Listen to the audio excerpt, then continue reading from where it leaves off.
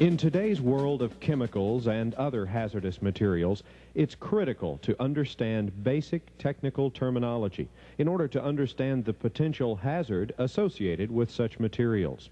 When you're armed with information, the hazardous materials can be used and handled more safely. This short program addresses the terminology used with flammable liquids. You see different signs and warning labels on these liquids, but what do they really mean? What's a flash point, auto ignition temperature, LFL, UFL, propagation of flame, and so on? The more you know, the safer you'll be in your work environment and even at home. First, let's discuss some basics. The first thing we need to know is the definition of a flash point. Basically, flash point means the minimum temperature at which a liquid gives off vapor in sufficient concentration to form an ignitable mixture with air near the surface of the liquid. There are several different testing methods, but how the flash point is tested or arrived at is not of concern in this basic overview. Let's look at an example. Let's say gasoline has a flash point of minus 55 degrees Fahrenheit.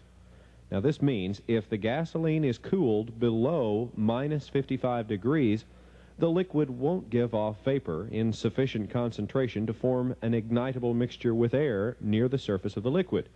Heat it up to minus 55 degrees or higher, then you have reached its flash point and have the potential for ignition. The flash point is a very useful measurement, particularly when you're storing, handling, or using the liquid in different temperatures and situations. Does flash point mean the liquid will explode at this temperature? All the flash point tells you is that the potential for ignition is there at certain temperatures. If you have an ignition source and the right mixture with air, yes, it can be ignited. Now, don't try this at home or at work, but you can probably put out a cigarette in gasoline without igniting the gasoline at room temperature. There's a couple of reasons for this. The concentration of vapor at the surface of the liquid may have too much gasoline and not enough air. It's sort of like your automobile flooded with gas. Not enough air, too much gasoline. Without the proper mixture of air, it may not ignite. Another reason for not igniting the gasoline could be the LFL or UFL. Flammable liquids and gases have a minimum concentration of vapor or gas in air below which propagation of flame does not occur on contact with an ignition source. Now, this is known as the lower flammable limit, or LFL. There's also a maximum proportion of vapor or gas in air above which propagation of flame does not occur. This is obviously the upper flammable limit, or UFL. A gasoline vapor and air mixture with less than approximately 1% of gasoline vapor is too lean. If there's more than approximately 8% of gasoline vapor, the mixture will be too rich. Now, don't run out and start experimenting, because these values change with atmospheric pressure and temperature. Certainly, this information is quite technical, but if you understand the general idea, you'll be better equipped to work with the materials. And never be afraid to ask questions when it comes to flammable liquids. The flammable range is the difference between the lower and upper flammable limits, expressed in terms of percentage of vapor or gas in air by volume. Safety and fire engineers often refer to this as the explosive range.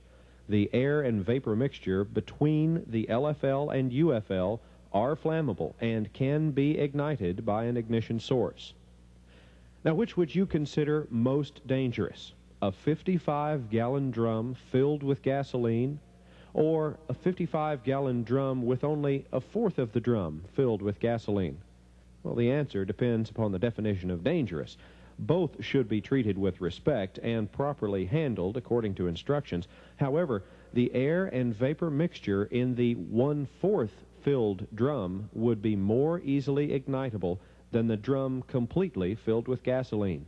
Both have the same flash point, but one has a better chance of being ignited due to the air and vapor mixture ratio.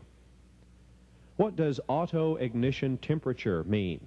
Well, actually, it's the minimum temperature at which a flammable gas or vapor and air mixture will ignite from its own heat source or a contacted heated surface without necessity of spark or flame.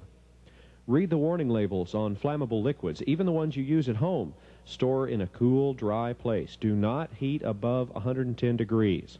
The manufacturer knows what the auto ignition temperature is and is trying to tell you not to reach this particular temperature. Is that the same thing as spontaneous combustion or ignition? When a flammable liquid reaches its auto ignition temperature, it will ignite. Some of the more common problems include vegetable and animal oil and fats, coal, charcoal, and some finely divided metals. Rags or waste saturated with linseed oil or paint often cause spontaneous ignition.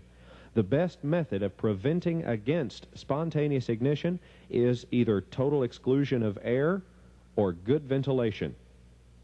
Certain other materials, such as sawdust, hay, grain, and other plant products, may ignite spontaneously, especially if exposed to external heat. There are quite a number of products that can spontaneously ignite, so it's always a good idea to follow the instructions and recommendations of the chemical manufacturer. Now, we're not trying to make you fire protection engineers, but just this small amount of information is extremely important to remember. Take a look at the flammable liquids you use at work and at home. Have you ever conducted an inspection of the garage or cabinets in your home to see what fire and explosion potentials you may have? At work, all flammable liquids must be properly labeled, stored, handled, and disposed of, and used according to your company's policies and procedures, and of course the chemical manufacturer's directions. Take the time to know what flammable liquids you're working with and what the necessary precautions are.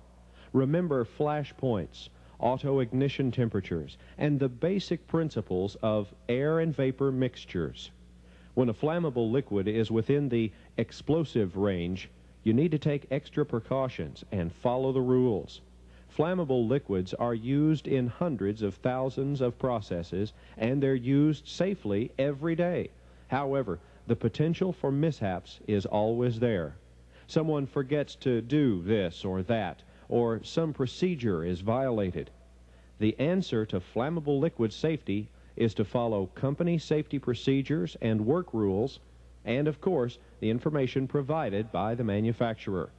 Each employee holds the key to safety when working with flammable liquids. Knowledge is the first step, but then putting that information to work for you makes the difference in safety. Thank you.